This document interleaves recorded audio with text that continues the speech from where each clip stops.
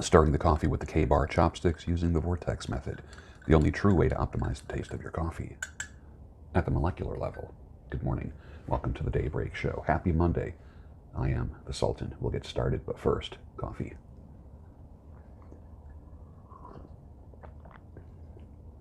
Nice. Peruvian.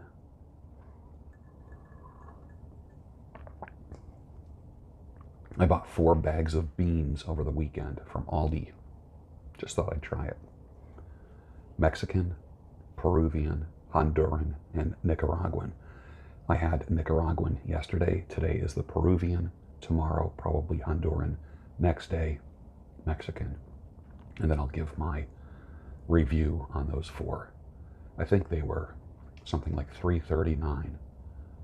2 of them were $3.39 a bag. The other 2 were $4.45. I don't know how they come up with those prices, but thought I would try something different. Yesterday, Nicaraguan, good. Peruvian today, pretty good.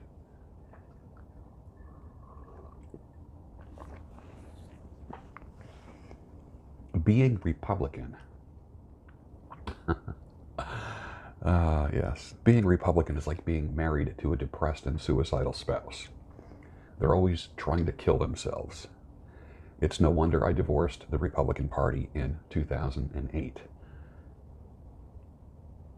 I divorced the Democrat Party many, many years ago.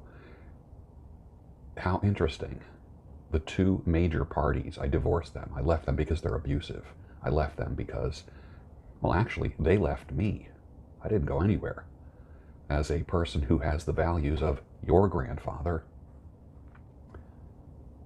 a normal, conservative, hardworking American, I've been seeing myself get taken advantage of financially through taxes, through being controlled and manipulated by the government. And I see people being more scared of the government than the government being scared of the people.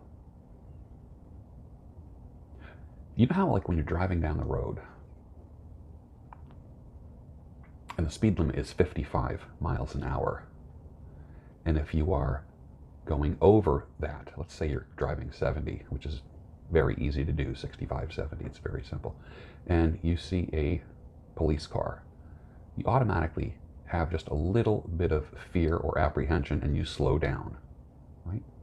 So even just the visual presence of a police car slows you down. Why? Because you don't want to get a ticket. I'm using that example for all of your life now. You slowed down because of the presence of government. In the same way that you want to hit the brakes when you see the police car, in your life, the presence of government right now is making you hit the brakes. Why is that? Why is that? In my circles, it's called government overreach. And some people live in that fear. And if you're on social media and you say the wrong words, or you say words that are not in the approved glossary, you can get a ticket. You're going too fast. Slow down, buddy. Thomas Jefferson says, when the people fear the government, there's tyranny. When the government fears the people, there is liberty. I choose to live in liberty and freedom. Regarding speed limits, there's the joke, Steve Wright said, if driving 55 saves lives, he says, I'm going to drive 110 miles an hour and save twice as many lives. In other words, there's consequences for everything. I tend to drive the speed limit or a little bit above. I'm okay with that. I don't need to get anywhere 2 minutes faster. So I'm okay. I'm not always pushing the laws all the time. Laws are boundaries. Laws can help us. But do laws save us from ourselves because the government knows better than we do? When does the government stop knowing more than you? When does the government not represent you and start representing itself? and living for its own existence and puffing itself up. For instance, show me a national politician in the United States that was the average working person or an attorney and leaves office as a multi-millionaire. How is that even possible? If someone serves 2 years in Congress, how do they come out a multi-millionaire? How does that happen? How does that? And then without term limits, they serve for 10, 20, 30 years. How does that? And they have an empire. How does that happen? I thought they worked for us. I thought they made their $150,000 a year. How does that happen?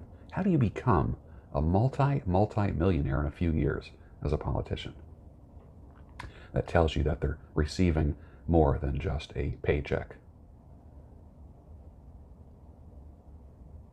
If I'm not mistaken, John Adams, our president, went back to work on a farm after he was president. How interesting, right?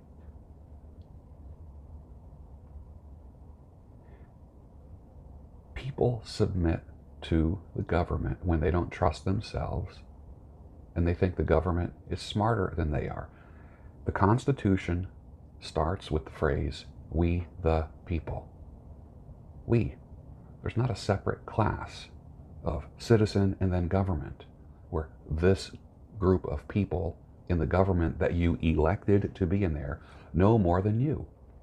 If it truly is a we the people kind of government, then why is there such a difference between government and us? If it's we the people, why is that? If it's we the people, then how does a new congressperson, congressman, congresswoman who just got elected, how do they become a multi-millionaire in the next 2 years while you still make your $60,000 a year? In the next 2 years, you'll make $120,000. If you're a 60, okay, you will gross $120,000. In the next 2 years, the average congressperson will gross several million with a salary of what? What do they make as a congressperson? If you know the answer, put it down below. I know one thing, it's not 6 million. Just a thought.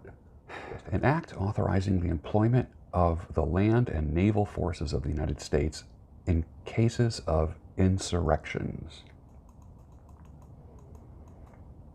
Be it enacted by the Senate and House of Representatives, the Congress of the United States of America, in Congress assembled, that in all cases of insurrection or obstruction to the laws either of the United States or of any individual state or territory where it is lawful for the President to call forth the militia for the purpose of suppressing such insurrection.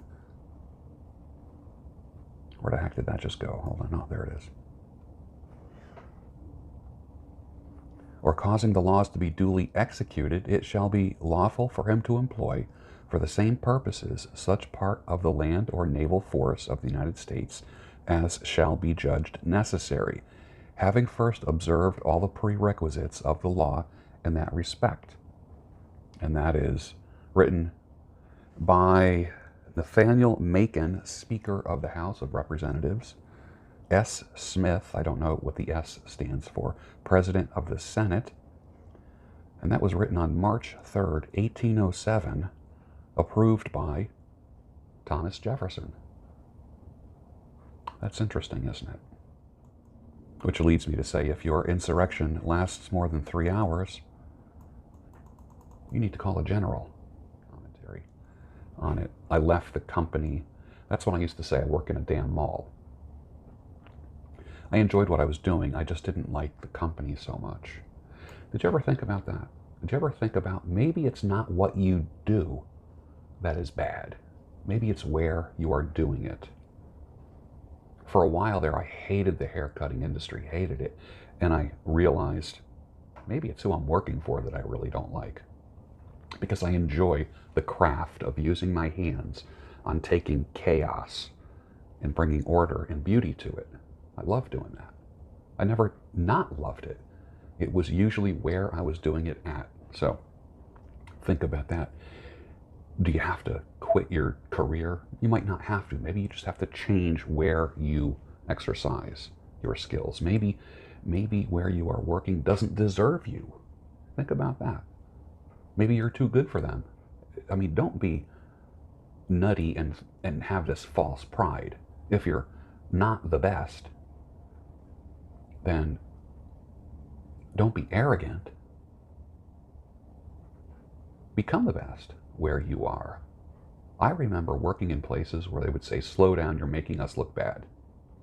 Imagine that.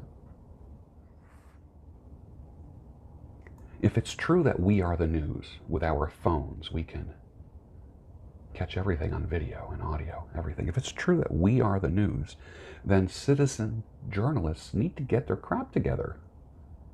At least the mainstream media is consistent with their lies. What I want to see is citizen journalists have a code, somehow, some way, that they adhere to. If there's 10 citizen journalists in a room watching the same event, you're going to get 25 different stories, no different than the mainstream media. What you need to do is have a code. Decide what your code is before you press record or before you start writing or blogging. I don't automatically believe anything because it's a citizen journalist. There's this pendulum swinging, like, I don't trust the mainstream media, therefore I will believe and honor everything that is not mainstream media. So you go all the way to the other side. The BS exists here. The BS exists here. Here's the truth right here.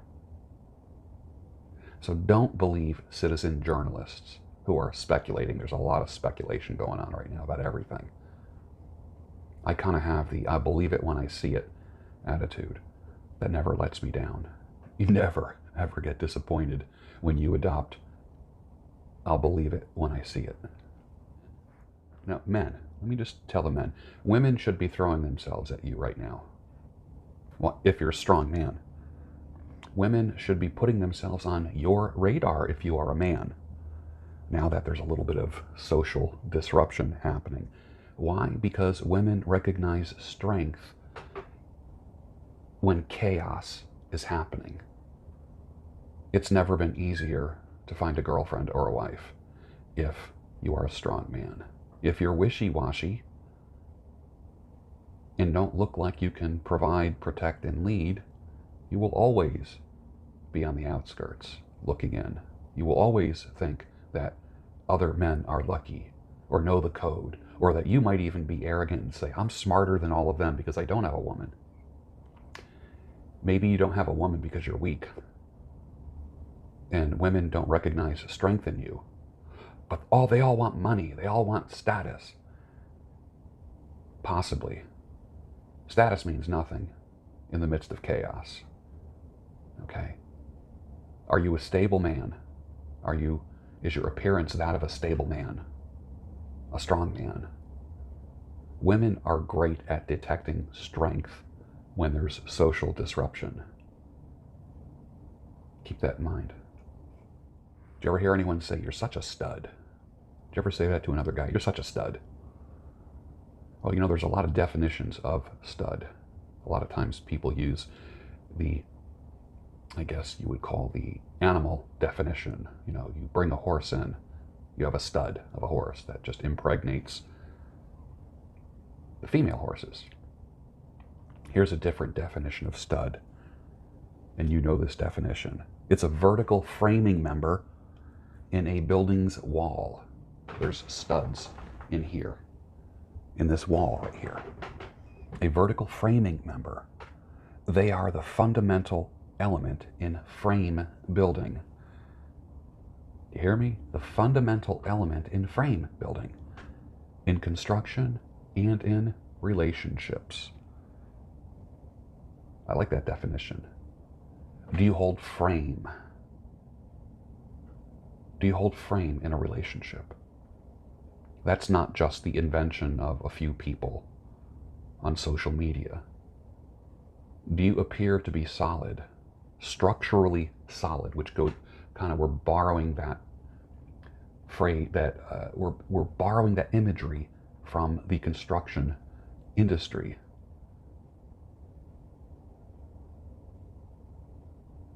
Are you strong? Do you appear strong? Can you be load-bearing? That's a stud in my book. And with that, finish your coffee, and I'll see you tomorrow on the Daybreak Show, your home of sanity, clarity, and reason.